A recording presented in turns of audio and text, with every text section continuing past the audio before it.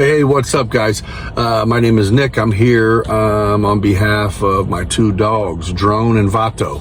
I wanted to share with you how we make homemade dog food for them, just so we know better of what's going in them, and we no longer have the allergy issues that we were having really bad in the first year of Drone's life, which is the bully. And yeah, they love it. It's healthy. It's affordable, very affordable.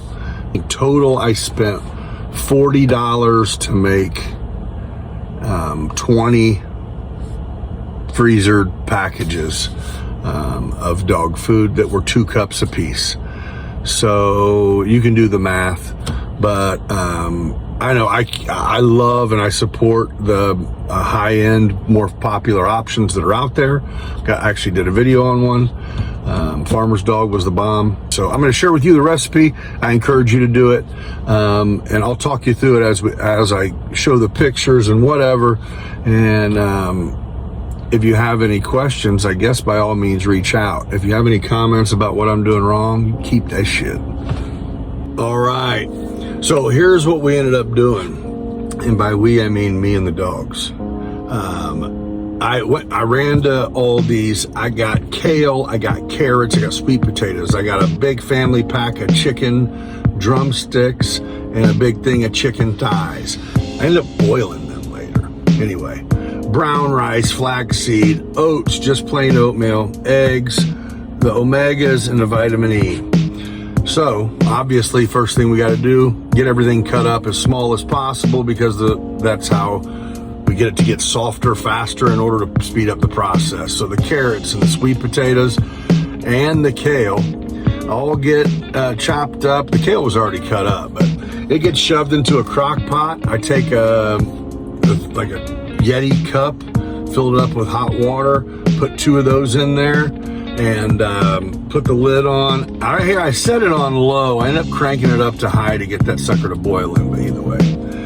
At the same time we're doing this, I made the brown rice. Now, in the brown rice, which I made 2 bags of that full, but in that brown rice is where I put 8 eggs, the 14 of each of the vitamins, and then those egg shells will be calcium. So there's the chicken. It got thrown into a big pot, been boiling until it was over 165, well over 165 on the inside. Then I deboned the chicken, put the bones back in the stock that was made, and then after it chills out for a minute, I throw it in the blender, the pieces of the chicken that don't have bones in it, put it in the blender, and then get a scoop of the broth out of there. And the whole idea is we're like pureeing everything, basically. So this just helps the process. So yeah, it's boiled chicken, deboned, cooled off, bones back in there, and that stock pot is still warm. So we'll blend this up until it's mushy. And I ended up doing that with all the chicken. And with one of the rounds of the chicken, I put these 2 scoops of flaxseed in it. And then I also, after them eggshells were at 300 in the oven for about 10 minutes, I crushed them up. These are the eggshells going in. That's a great source of calcium.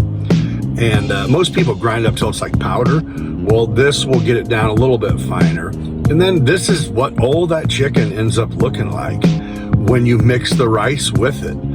It looks just kind of like mush, which it is. But yeah, so that is brown rice and a bunch of chicken. So then it's kind of the same flavor with the veggies. We're gonna puree them, and now that they've been in the pot long enough for the carrots and sweet potatoes to get soft, we're gonna take juice and all, and we're gonna throw it in the blender, turn it into some, it probably looks like something I should drink for a diet. But yeah, I know it doesn't look the best, but so I got one of them brand new paint stirrer or drywall stirrer, and I usually would put it on a drill, but I just needed a big spoon. So when you get done, if it's a little soupy, that's where the oats are. I used about 1/3 of that thing of oats. That's all that was in it, was about 1/3. Put some coconut oil in there because it's good for everything. And then what you do is you kind of just let it sit there with the lid on it, and then look, it thickens up. Like, even though the rice was cooked, it still thickens all that, and the oatmeal helps. So I take that 32-ounce Yeti cup, put a Ziploc bag in it, and look at that. Scoop 2 cups of rice, 2 cups of food into that bag, snatch the bag.